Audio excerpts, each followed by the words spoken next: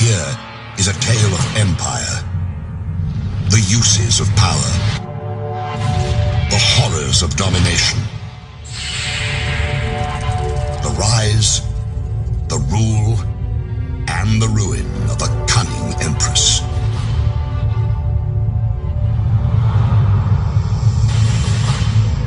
In her service, enormous armies march to war and plunder, waging merciless campaigns of conquest.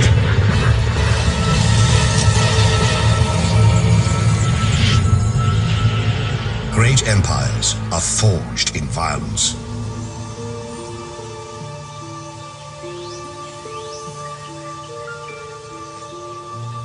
In the South African bush, lesser domains live in terror. The termites, microtermes, are good neighbors. Hard workers, the termites inhabit fallen branches they carve into galleries made with soil and saliva. They use the same material to build safe passages between logs.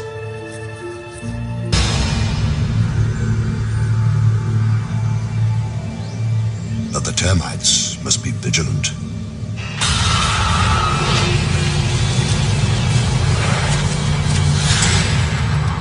For they live in the realm of Megaponera, the Matabele ant.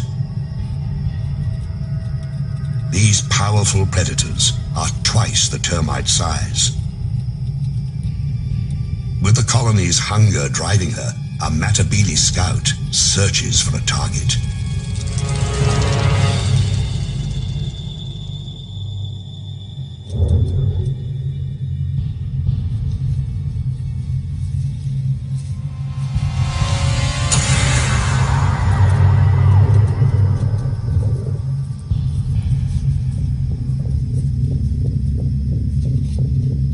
The termites know that shadow and what it means.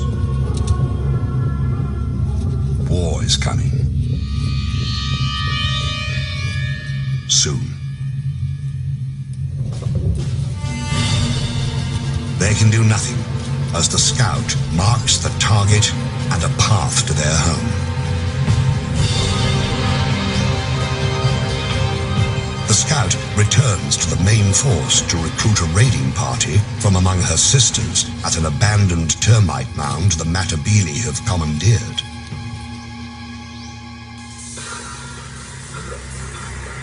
With a jolt of pheromones, the chemical message travels among the warriors. It's a perfect time to attack, early in the day, before the heat rises.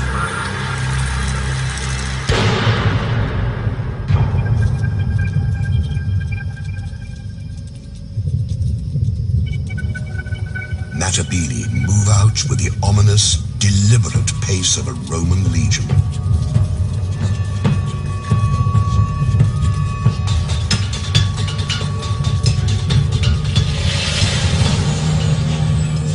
Like legionaries, the ants wear armor. Their exoskeletons can withstand all but the harshest blows. They sting with highly toxic venom. But their heaviest weapon is their jaws, able to rip opponents to shreds. A raiding force can consist of 600 ants.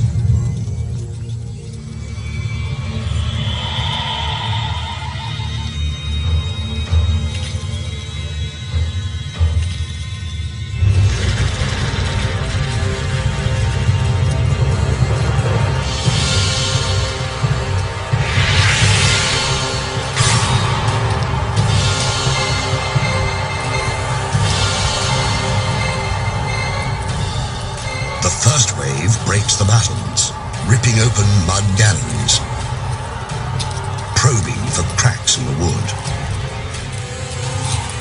Now, the smallest Matabele attack. These tunnel rats make relentless forays into the termite sanctuary.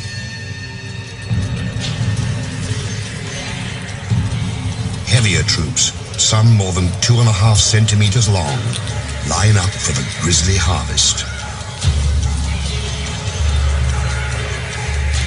It's the devil's buffet. All you can kill, all you can carry.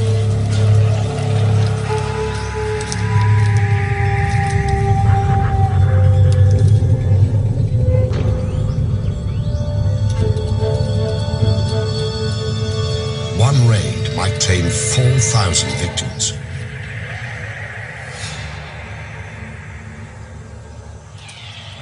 When the Matabili have all the dead termites they can manage, they head home. In a single day, a Matabili colony might send out 3 or 4 such forces.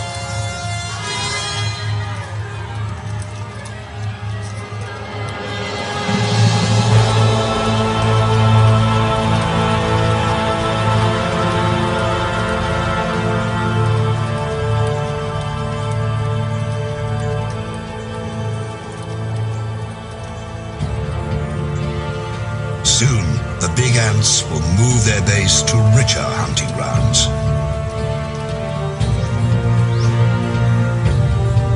But today, their young will feast like kings, fattened on the spoils of war.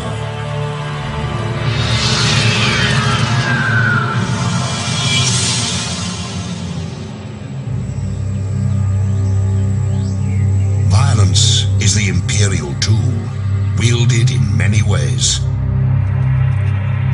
Sometimes to disrupt, sometimes to control.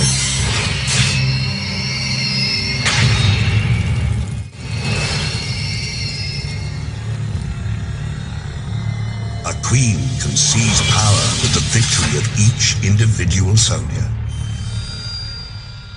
or by overwhelming force. Some empires grow so large, they send everything fleeing before them.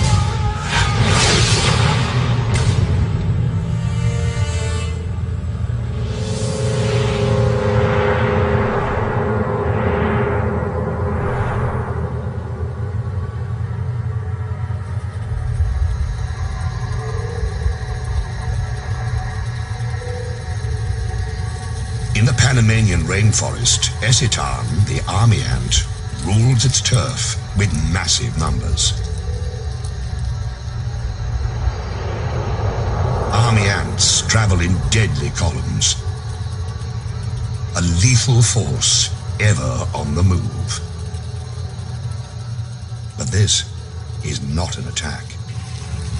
These ants, 500,000 to 700,000 of them, have been marching all night, their young in tow. Theirs is a nomadic existence, embodied in their bivouac. Army ants are their own fortress, a living, breathing domain that travels on countless legs.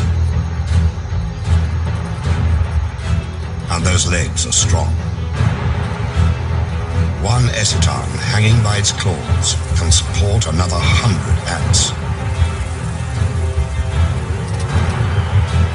For a man to match that feat, he'd have to hold up 3 armored vehicles.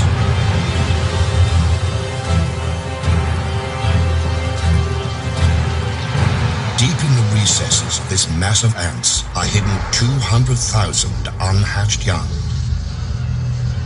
and the Esitan queen. She lays eggs by the million, keeping the colony alive and forcing it to find sustenance.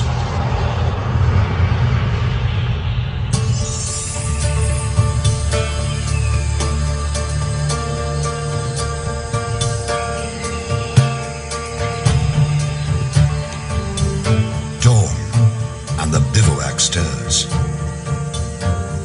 After a night of stillness, the colony must feed.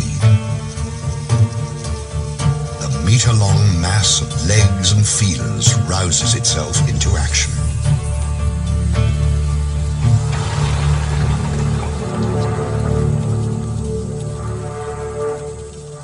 ants begin columns that branch apart and widen, becoming an invincible tide that can travel 300 meters a day.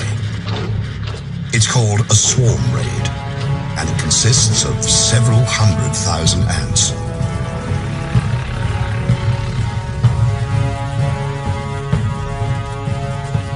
The ants move in a deadly wave, 15 meters across, driving all before them.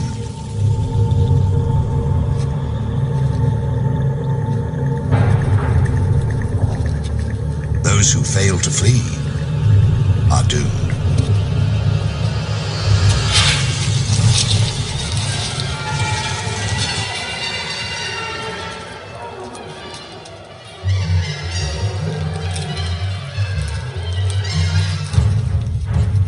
Whatever army ants can catch, they consume.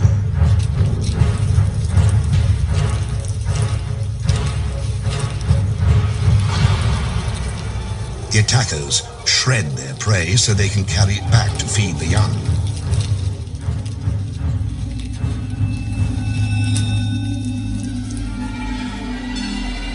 Army ants even overpower the land. They instinctively form bridges that carry the swarm over gaps and gullies. Across these living structures flows a steady stream of corpses. 30,000 a day.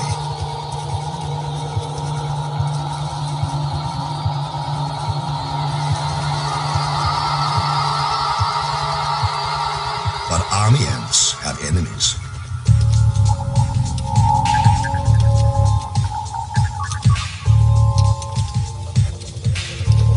Along the swarm's edges, bandits try to pick off stragglers.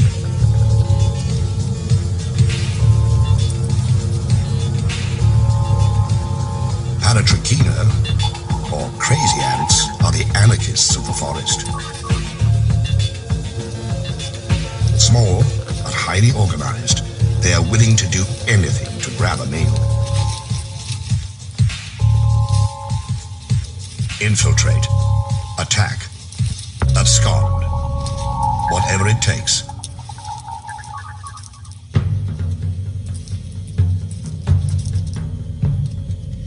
Instead of stingers, the crazy ant has spray jets that spew paralyzing venom. It lets the cruel little soldiers take down much larger opponents.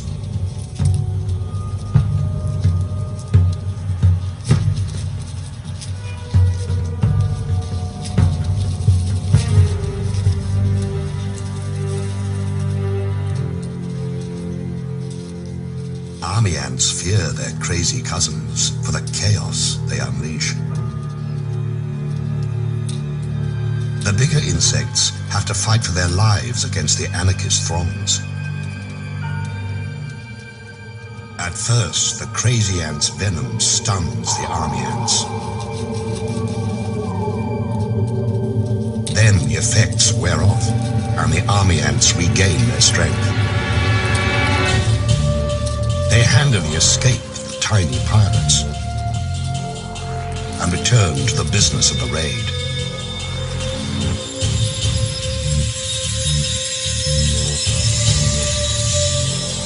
In a week, an army ant colony kills and eats 250,000 creatures.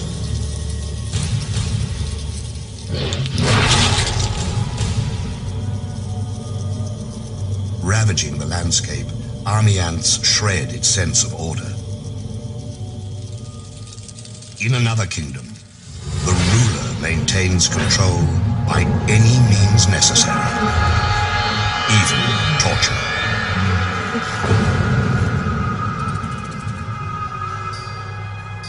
The Empress can afford to be gracious. She has enforcers to do her dirty work. Relentless surveillance and oppression of any who deviate from the rules. In the kingdom of Mellifera, order is the order of the day.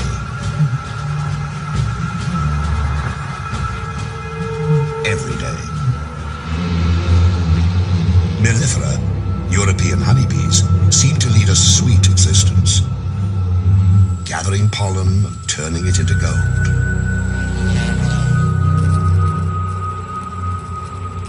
But beneath this bright image lies a dark reality.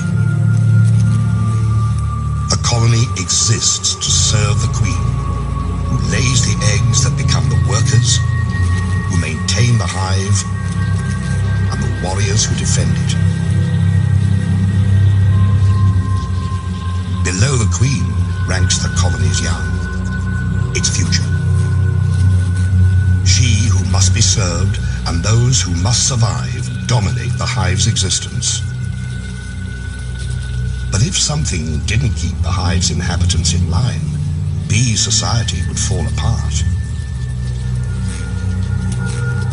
Every female has it in her to lay eggs, to be a queen. But the colony can have only one ruler. So, it has a police force to ensure that fact. Enforcer bees patrol constantly, checking cells, tracing the lineage of suspect eggs, making sure the guard bees stay on their fuzzy toes.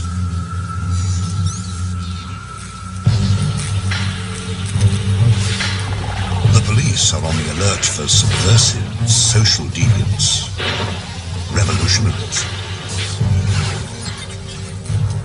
And in the hive, it takes very little to cross that line. All a rebellious female needs to do is lay an egg.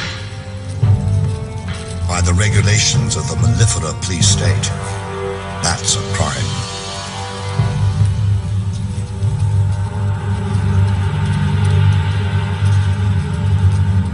One bee is breaking the law. She deposits an egg in what she hopes is safety. If they thought they could get away with it, half the bees here would do the same. And the hive would fall into disarray. That's why police bees make their rounds, searching for evidence of insurrection.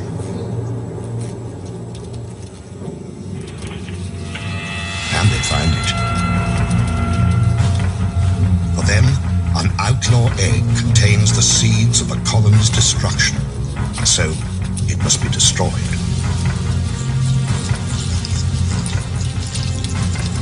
And to drive the lesson home, they brutalize the offender, keeping the hive safe and the queen's position secure.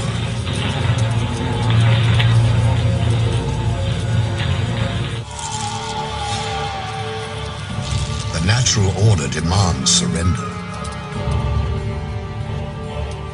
But in other realms, something far worse awaits.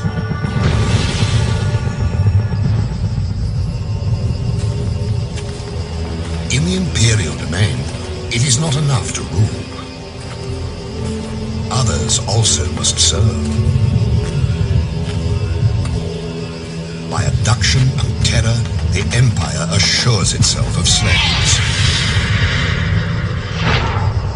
Warriors carry the captives into servitude. Strangers in a strange place. In Arizona, the kingdom of Polyergus needs its slaves. The queen has her consorts, the warriors, to do her bidding. All of these live royally, thanks to a servile class. Polyergus, the slave raider ant, requires slaves because the species has grown so specialized it cannot care for itself. Massive mandibles, perfect for killing, have little use off the battlefield. So this kingdom has two societies: those who reign and those who serve. The servant ants, dwarfed by their masters, are of the species Formica. They forage for food, raise the royal young, minister to the queen's every need and those of her workers. Born into bondage, they will die slaves. But this kingdom has woes. Its Formica slaves are dying of old age. It's time for the slave-raiding Polyergos to do what they do best: kill and plunder.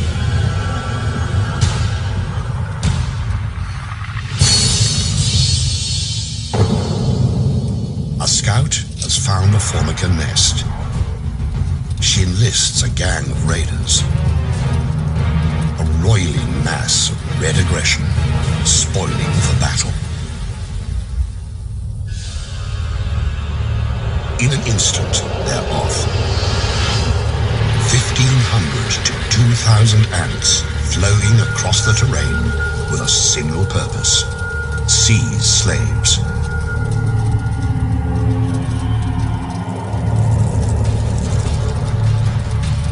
Streaming into the Formica nest, the Polyergos raiders unleash hell. They kill, but only when need be. They'd really come to steal the unhatched Formica young.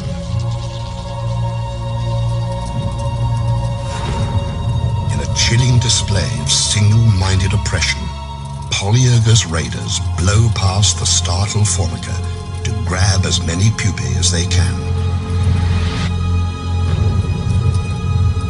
It's not unusual for raiders to carry off 500 to 800 new slaves, decimating a colony.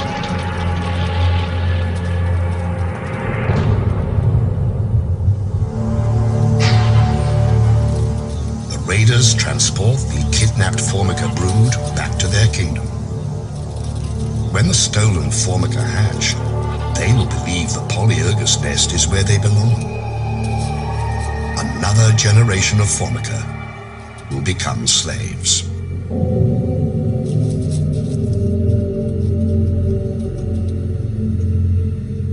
At the wrecked Formica nest, the queen roams amid the ruins, her offspring abducted and enslaved. She has been spared,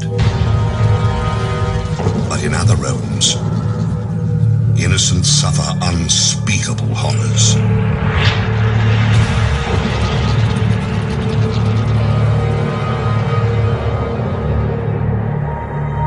Some kingdoms steal youngsters to enslave them.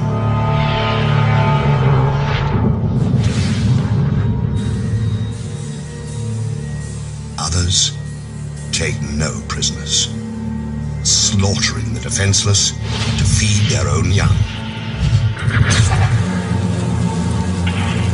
Winged horror has a name.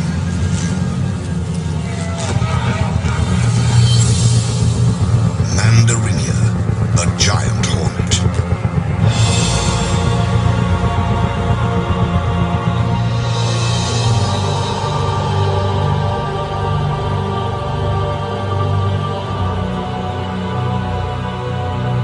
Their reach extends across Japan. Their empire reigns in dark, secluded places.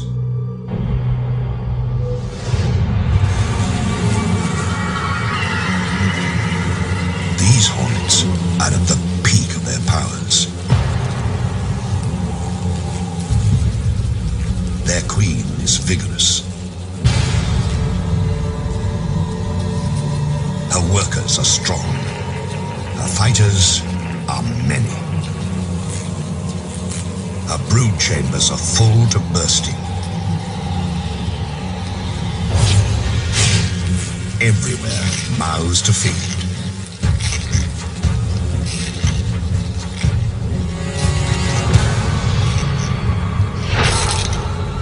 Countless larvae signal their relentless hunger by scratching at the walls of their cells. The grating drives the adult hornets into action.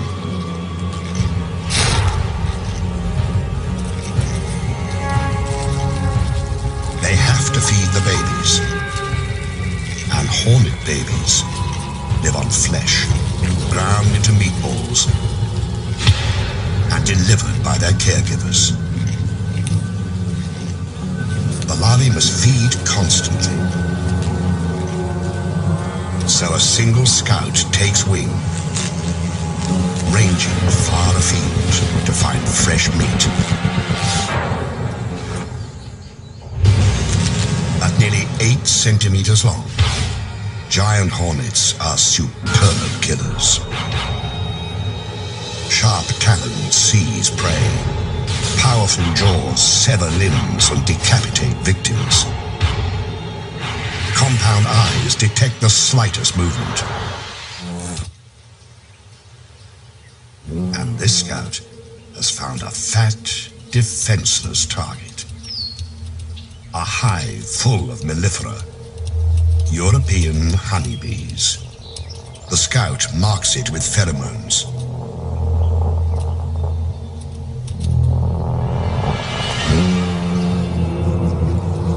These bees aren't native to Japan. They arrived during the last century, imported because they produce more honey and are less combative. Because the alien bees didn't evolve with the giant hornets, they have no way to fight an attack.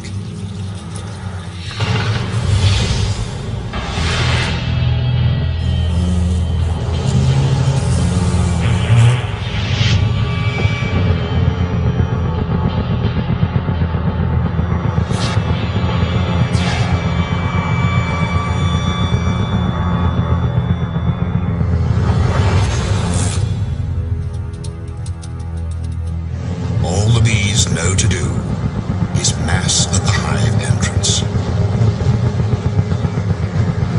There, they prepare to fight to the death.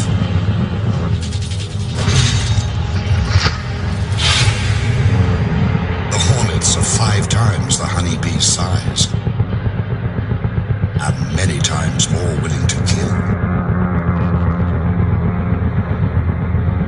In the stillness, fierce wings and fearsome odds.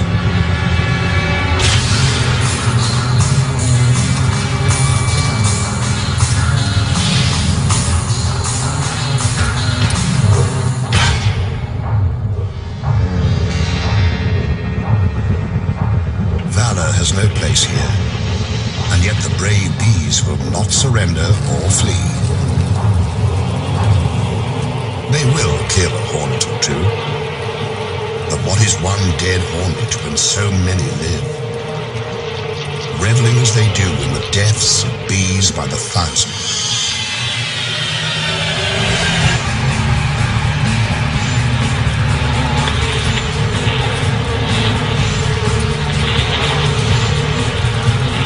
The carnage mounts, a foregone conclusion playing itself out to a horrifying end.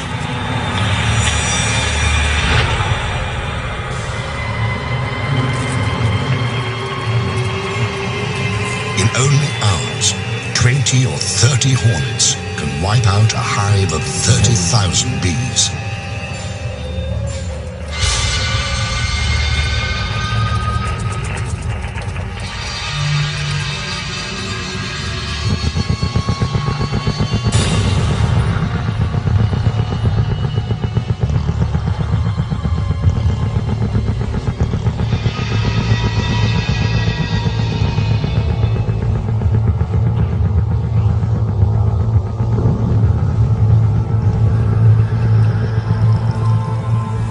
Killer hornets have reduced the defenders to a carpet of the dying and the dead.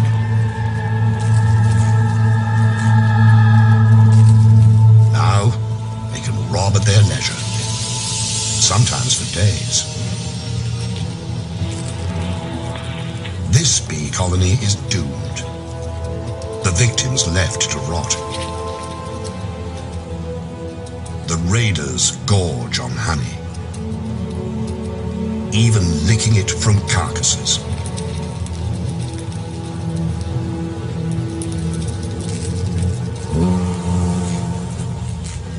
The unborn bees will be chewed into protein paste and fed to the hornet young.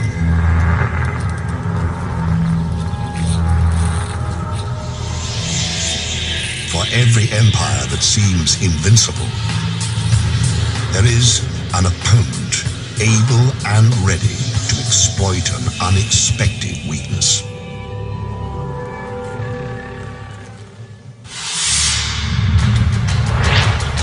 Empires attack, but they also must defend themselves. No matter how strong the fortress, the best defense is knowing your enemy.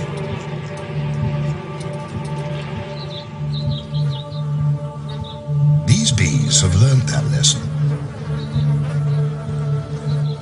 For eons, they have thrived in the giant hornet's deadly shadow.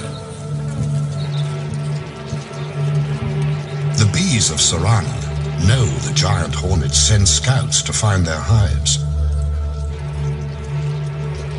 To survive, these Japanese honeybees must capture and kill the hornet scout.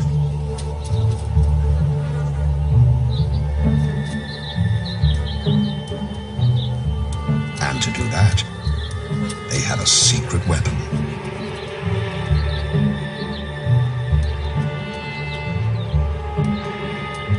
When they spy their enemy at the gate, the soldier bees pull back slightly. Their waggling signals a sneak attack. They're enticing the hornet to enter their hive. When she takes a few sacrificial targets, the bees attack. In a horde, the defenders rush the hornet scout, enveloping her in a wave of bee bodies. But they don't sting. Instead, the bees crowd belly to belly against the invading beast. Vibrating their abdomens, they create a ball of heat that clasps the hornet at its livid core. It's a battle with narrow margins. The bees can stand temperatures up to 50 degrees. The hornet can only survive to 46. The temperature of the core, 47 degrees. For 20 minutes, the squirming orb presses onto its prey. Bees die. Others step up. If the scout escapes, all is lost.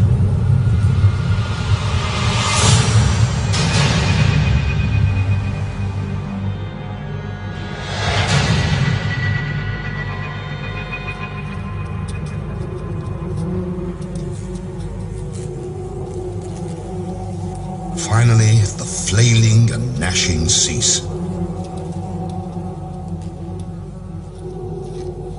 This hornet won't reveal the secret of their hive's location. The bees have paid a price, but they've saved their home. Another kingdom fends off invaders with strong walls and a martyr's devotion.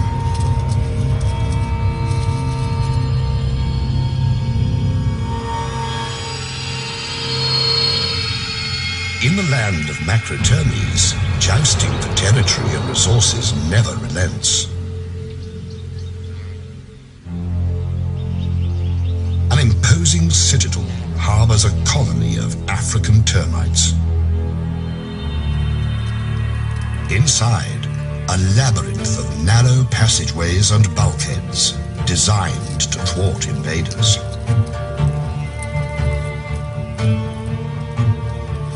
The termites are watchful, lest their citadel fall. But kingdoms' fates often are decided at their borders.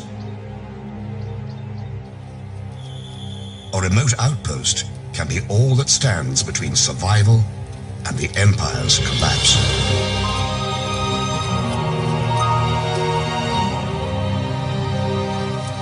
Outside the protective walls, foragers collect and transfer food back to the Queen and her charges. They also watch for invaders. A Matabele scout appears. With their heads, termites send a subterranean alarm that ripples through the outpost.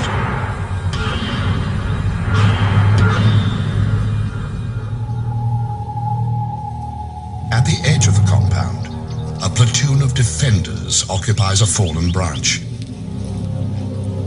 These soldier termites are strong and agile, prepared to give the last full measure. Few of their kind grow this large and strong. Their jaws can cut through human flesh. The encounter begins by ones and by twos.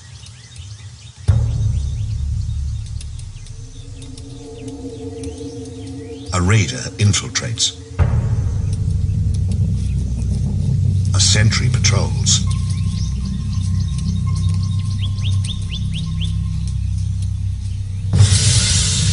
One death, and the battle is joined.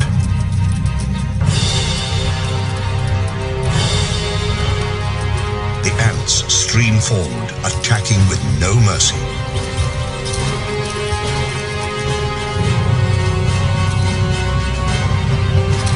Using their mandibles, the termites attempt a defense. It's no use.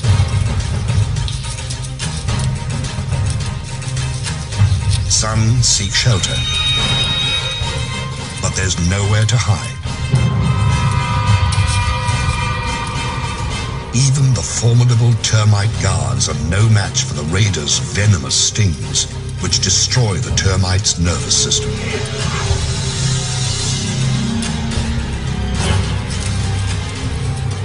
It's more feast than fight, as ants sting and slash the defenders to pieces.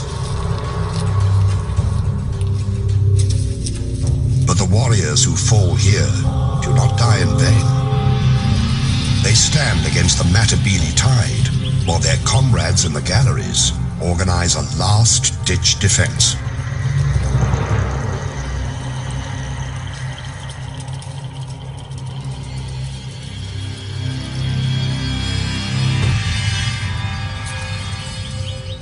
At the gates, the fighting intensifies.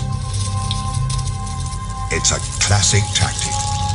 Against superior forces, seize and hold the narrow passage. Stand your ground. Come home with your shield, or on it.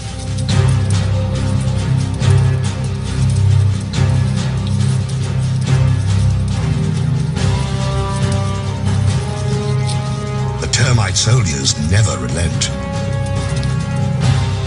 Sacrificing themselves, they buy precious time for defenders to seal off the embattled bunker.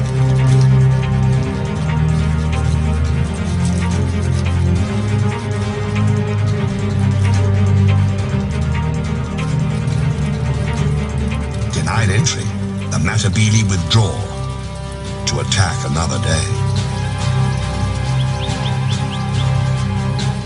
The termite colony is safe, but at a terrible cost.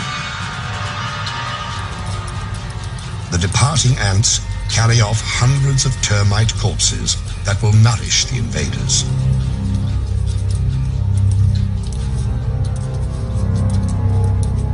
Clever strategies can prevail. So can impenetrable defenses. But there's no way to prevent an attack from within. A kingdom's fate can turn in the blink of a treacherous eye.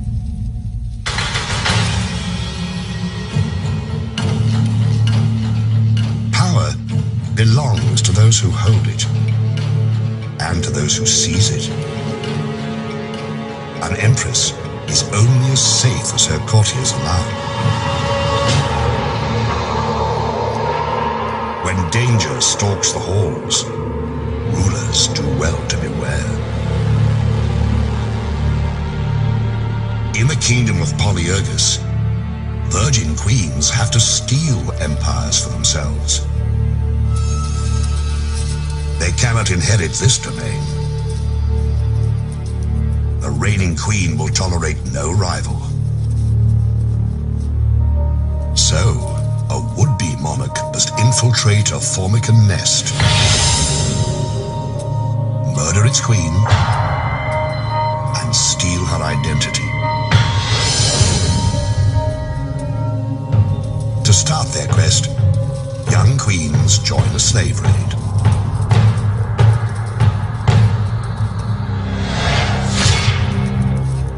En route, they mate and shed their wings, a sign that they now bear the seeds of empire.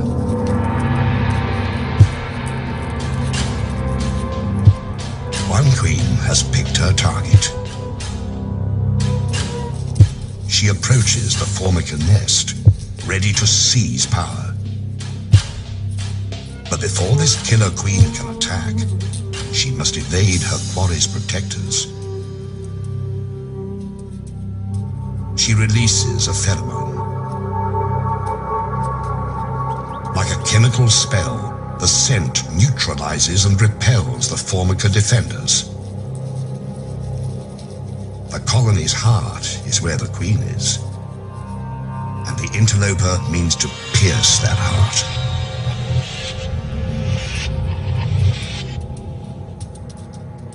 She's fixed on her mission: assassinate the queen and take her place.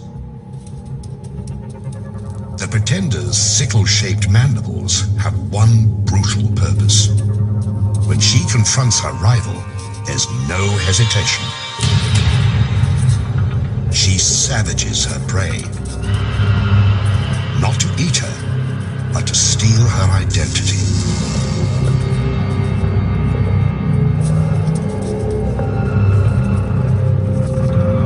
Attendants try to pull the wounded queen to safety, but the murderess will not allow it.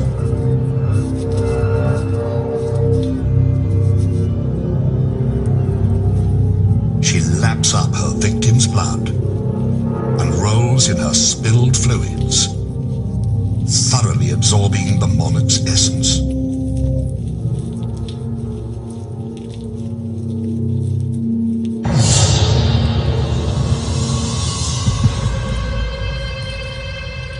After 20 violent minutes, the Formican queen is left to die.